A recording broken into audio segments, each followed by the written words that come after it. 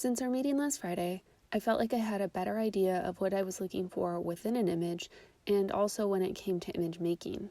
I decided to try an experiment over the weekend, Friday, Saturday, and Sunday, and shoot 200 images a day in the studio. My thinking was that it would be similar to the idea in design, where all of your initial concepts are predictable, and once you get past them, the good ideas manifest. I wanted to know what would happen if I just kept shooting image after image. More interesting material? Better images? Who knows? On Friday, I used the top of the IKEA dresser I'd been working on, creating layered collages similar to what I'd done a few weeks ago. The difference this time was that, knowing how I started using the material this week, I was less concerned with the overall scene. I knew I was going to crop in on the image, so I wasn't concerned with situating it perfectly, just creating depth. I built on the floor and shot overhead, and also straight on.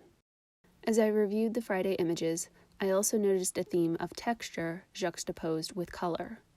Some, I noticed, I couldn't even tell what they were, which felt pretty exciting. On Saturday, I tried to think more architecturally when working with the materials. Objects not only stacked and built, but the space and shadows those structures now created. I also worked more with the layering of color gels, which, on the second 100, I ended up experimenting with the reflection layering on objects.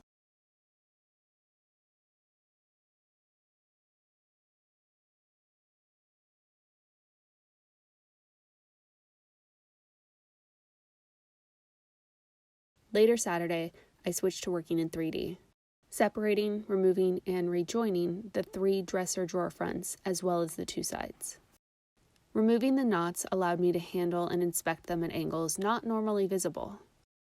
The next steps on this project will be attempting to reassemble the dresser per the instructions, but for 2D purposes, I wanted to focus on documenting the knots I'd cut out.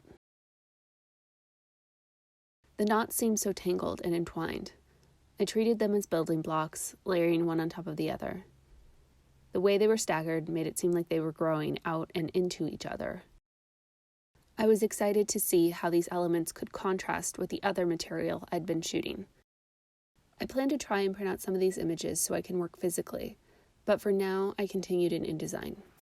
I began composing a set of new collages to try and use some of the different tactics we had discussed on Friday.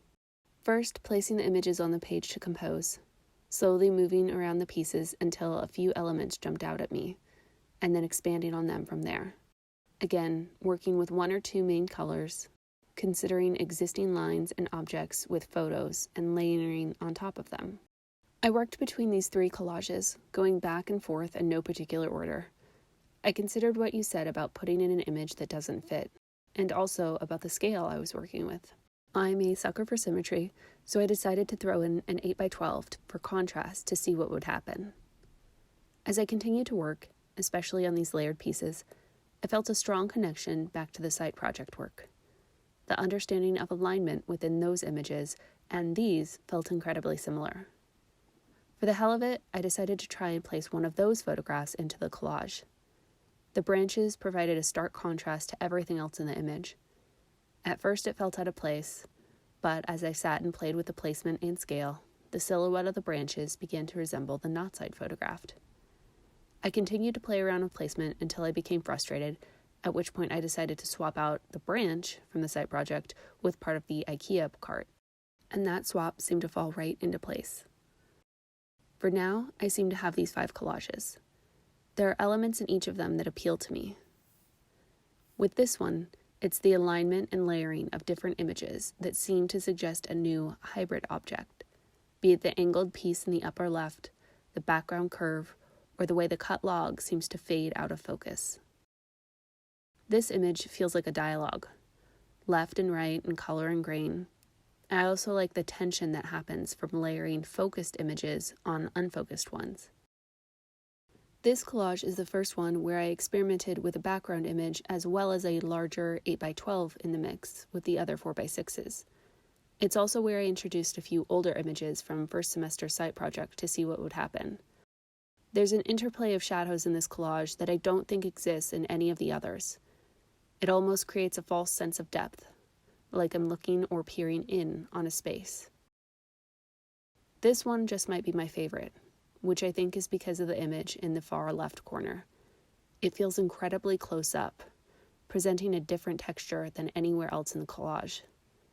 When in dialogue with the unfocused brown on the right, the entire piece feels like it's vibrating.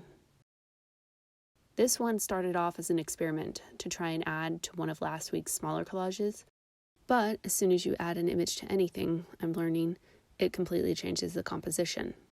Similar to the yellow image, I tried adding in an older IKEA cart image to this one, which resulted in the gray shadow you see in the upper right corner. This image experiments with more gradient than the others, which contrasts the hard lines and angles of some of the other smaller images. Though all of these are in a place where I like them, I find myself wanting to ask, how do I know when they're done? Even as I make this video, I find myself wanting to tweak small elements. So maybe they're never done. Maybe they're never static. Maybe it's just a constant, ongoing dialogue between them. Which honestly brings up the idea of just that. How could these become living collages? If not constantly evolving, maybe at least growing through a cycle? For now, that's a problem for next week. I want to finish up today with an update about the IKEA dresser. All exterior-facing pieces of the dresser have been upgraded, and today, Tuesday, I began to attempt to reassemble them. I quickly found out it wouldn't be nearly as easy as IKEA intended it to be. Though we'd only removed knots from the wood, every time we made a cut with the table saw to rip the furniture down, the blade removed about 1/16 of an inch from the wood. I knew this going in, I expected it to happen, but still slightly frustrating. At least for some structural purposes, I do need to re-drill some of the holes.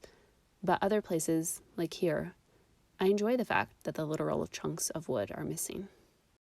That's it for this week. Thank you.